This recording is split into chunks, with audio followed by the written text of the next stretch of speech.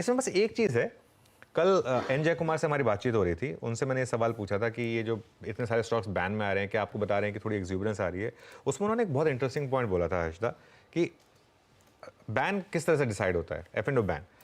आपका जो overall limit है उसका आप अगर 80-90% क्रॉस कर लेते हैं, वो लिमिट कैसे डिसाइड होती है? फ्री फ्लोट मार्केट कैप के ऊपर। लेकिन वो लिमिट जो है ना, वो लिमिट ये नहीं डिसाइड करती है कि सिर्फ फ्यूचर्स होंगे या ऑप्शंस होंगे। पहले क्या होता था, पहले लोग सिर्फ फ्यूचर्स में ट्रेड करते थे और इसके लिए मैनिपुलेशन वाला मामला आता था, उसमें वो फ्यूचर्स ओपन इंटरेस्ट जोड़ा जाता था। आजकल क्या हो रहा है, ऑप्शंस का जो ओपन इंटरेस्ट जोड़ा जाता है और उसमें एक और चीज़ हो गई है। आप सपोज करिए, आपने एक एग्जांपल ले लेते हैं, फॉर एग्जांपल चलिए जी का एग्जांपल ले लेते हैं, कोई भी एग्जांपल हो सकता है, लेकिन जी क्योंकि बहुत ज़्यादा एक्टिवली ट्रेडेड स्टॉक है, इसलिए मैं जी का एग्जांपल ले रहा हूँ। जी सपोज कर रहा है 290 पे ट्रेड, आपने सपोज करिए 280 की पुट बेच दी क्योंकि आपको उतना प्रीमियम ईट करना है। लेकिन 280 की पुट बेचने में आपको उतना ही प्रीमियम लगेगा, उतना ही मार्जिन लगेगा जितना आप फ्यूचर्स बेचने में लग रहा है। लेकिन उसके सामने अगर आप 40 पॉइंट नीचे का पुट खरीद लेते हैं तो आपकी मार्जिन रिक्वायरमेंट अपने आप कम हो जाती है। वो मार्जिन बेनिफिट वाला एक रूल आया था सेबी का, उसकी वजह से। तो उसकी वजह से क्या हो रहा है, आपने 280 की पुट बेच दी, लेकिन सामने आपने 240 की पुट खरीद ली 50 पैसे में, 35 पैसे में, 20 पैसे में।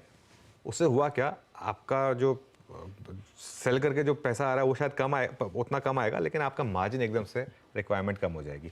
क्या उस डेटा को बैन में इंक्लूड करना चाहिए या नहीं करना चाहिए?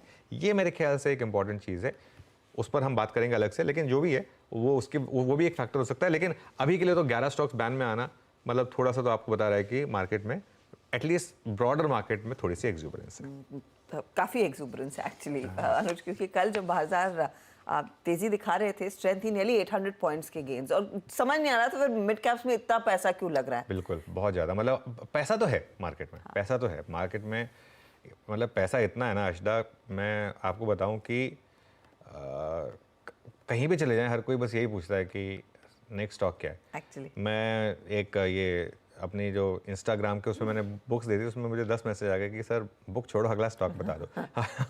और वेकेशन पे जब मैं जाता हूँ तो ब्रेकफास्ट टेबल पे लोग आके सर कोई नेक्स्ट स्टॉक बताओ, तो उनको बोलना पड़ता है कि देखिए थोड़ा वेकेशन पे हैं, इससे दूर भाग के ही आए हैं। तो मतलब खैर पैसा बहुत है मार्केट में, विदाउट अ डाउट। तो आज फिर सवाल यही है कि पैसा अगर आपने इंडेक्स में बनाना है, कौन से लेवल्स पर ध्यान देना है अनुज?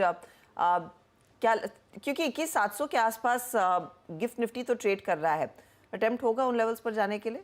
हाँ, अटेम्प्ट बिल्कुल होगा, क्योंकि एफआईएस की बाइंग है और मार्केट का मूड एकदम से सुधरा है, तो ऑब्वियसली अटेम्प्ट हम ज़रूर करेंगे।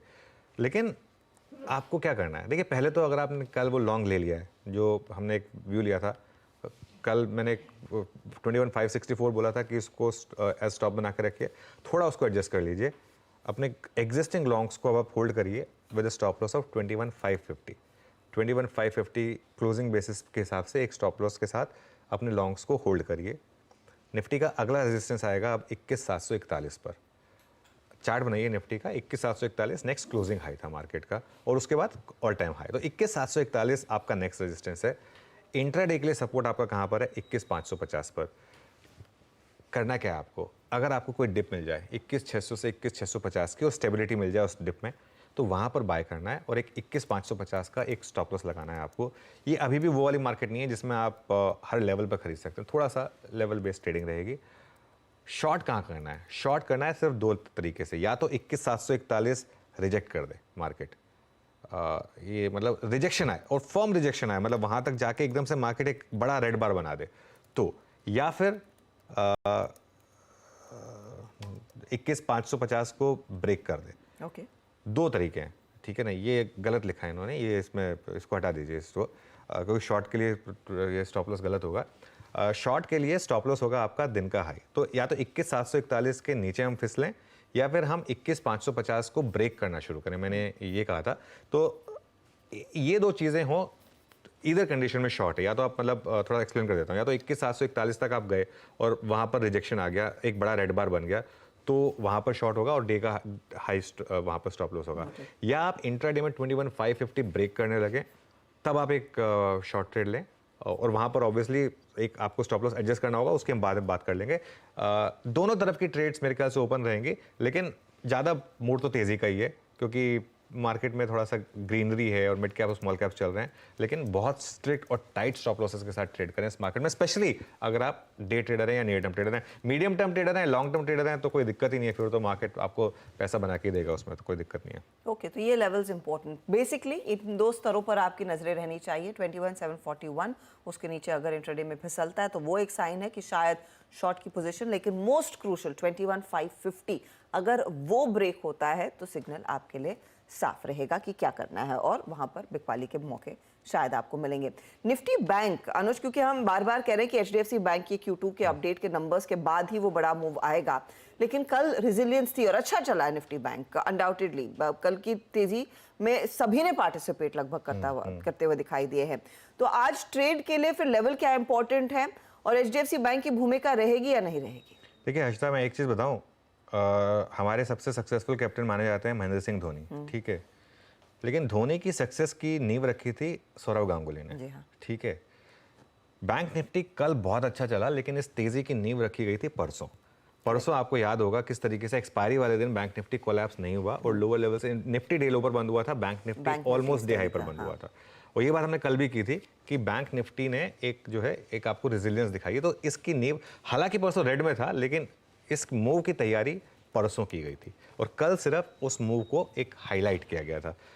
20 डे एक्सपोनेंशियल मूविंग एवरेज को बैंक निफ्टी ने ब्यूटीफुली डिफेंड किया, लेकिन एक चीज़, 20 डे मूविंग एवरेज का पॉज या हॉल्ट सबसे पावरफुल टूल होता है।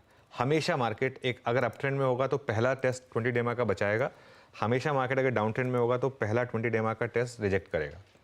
सेकेंड टेस्ट ज़्यादा इंपॉर्टेंट होता है और ये मार्केट के लिए टेस्ट होगा कि सेकेंड टेस्ट होगा कि नहीं 20 डेमा का आगे जाते हुए, और वो डिपेंड करेगा एचडीएफसी बैंक के अपडेट पर, Q3 अपडेट पर, जो आज या कल में आना चाहिए मेरे ख्याल से। यहाँ पर रेजिस्टेंस कहाँ रहेगी? मेरे ख्याल से पहली रेजिस्टेंस है 48,400 टू 48,450, जो कि आपका ऑप्शंस का जोन है, और बड़ी रेजिस्टेंस है आपकी 48,636 पर, जो कि आपका ऑल टाइम हाई है। बैंक निफ्टी में मैं आज कोई बाय सेल नहीं दे रहा हूँ क्योंकि मैं थोड़ा सा अवॉइड करना चाहता हूँ उसको। सपोर्ट कहाँ पर है आपका? पहला सपोर्ट है 47,800 टू 48,000 पर, और बड़ा सपोर्ट है आपका फिर 47,200 टू 47,300 पर, जो कि आपका वो 20 डेमा वाला जोन है जिसको आपने पिछली बार सक्सेसफुली डिफेंड किया था। ये नंबर्स बड़े हैं और ऑब्वियसली बैंक निफ्टी में इसी तरीके से मूव आते हैं, सीधा 500-600 पॉइंट्स के मूव आते हैं। या तो आप एक काम करें, या तो आप स्ट्रिक्टली लेवल बेस्ड ट्रेड लें, फर्स्ट आवर के हाई या लो के हिसाब से अपनी ट्रेड लें और उसी हिसाब से स्टॉप लॉस एडजस्ट करें, वो भी एक ट्रेड हो सकती है। लेकिन मैं बैंक निफ्टी पर आज थोड़ा सा अवॉइड करूंगा। कल हमने बैंक निफ्टी पे क्लियर अप्रोच लिया था, आज मैं बैंक निफ्टी को थोड़ा अवॉइड करके चल रहा हूँ। थोड़ा सा संभल के बैंक निफ्टी से को अवॉइड करने की सलाह यहाँ पर बेसिकली। लेकिन अनुज, निफ्टी बैंक एक तरफ, दूसरी तरफ आप देखिए निफ्टी आईटी, और निफ्टी आईटी इनफैक्ट कल का सबसे रिग्रेसिव ट्रेड था, सबसे ज्यादा अंडर परफॉर्मेंस यहीं पर बनती दिखाई दी। और अगला हफ्ता इंपॉर्टेंट है, 11 तारीख को दोनों कंपनी टीसीएस इन्फी के नंबर्स आएंगे, उसके बाद एचसीएल टेक विप्रो अपने नतीजे पेश कर देगा। यहाँ पर ट्रेड किस तरफ लेना? हर्षिता, मुझे फीलिंग आ रही है कि यहाँ बॉटम बन चुका है। देखिए कल क्या हुआ, कल हम ऊपर खुले लेकिन फिर कोलैप्स कर गए। लेकिन एक चीज़ है, इन्फोसिस ने बहुत ज़्यादा कोलैप्स किया, और इन्फोसिस इस बार आगाज करने वाला क्वार्टरली अर्निंग्स का, और इन्फोसिस बेलवेदर स्टॉक है। इन्फोसिस ऑलमोस्ट डे हाई पर बंद हुआ, गिरा वो भी, लेकिन उसके बाद फिर रिकवरी आ गई यहाँ पे। टीसीएस दूसरी तरफ डे लो पर जाकर बंद हुआ। तो इन जो आईटी इंडेक्स गिरा उसमें ज़्यादा इम्पैक्ट टीसीएस का था, ठीक है। जेपी मॉर्गन की पॉजिटिव रिपोर्ट आई आज सुबह, मेरे ख्याल से जेफरीज ने भी कुछ लिखा है, शायद थोड़ा सा पॉजिटिव लिखा है।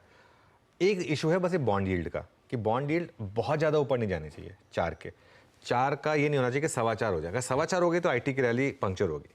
4 के आसपास भी रुक गई अगर बॉन्ड यील्ड, उसके बाद मुझे लग रहा है आईटी कंपनीज की कमेंट्री देख लेते हैं, और अगर आईटी कंपनी ने थोड़ा बोल दिया कि नहीं सिचुएशन इंप्रूव होने के चांसेस हैं अब, तो मेरे ख्याल से फिर आईटी में शायद फिर से रैली आएगी। मेरे ख्याल से अगर आपने पिछली आईटी की रैली मिस कर दी थी तो ये वाली डिक्लाइन आपको एक अपॉर्चुनिटी दे रही है फिर से एक बार एसआईपी करने का या पोर्टफोलियो में डालने का, लार्ज कैप और मिड कैप दोनों आईटी स्टॉक्स को। तो एक अपॉर्चुनिटी आपको क्लियरली दे रहा है बाजार, उस पर ध्यान दीजिएगा। और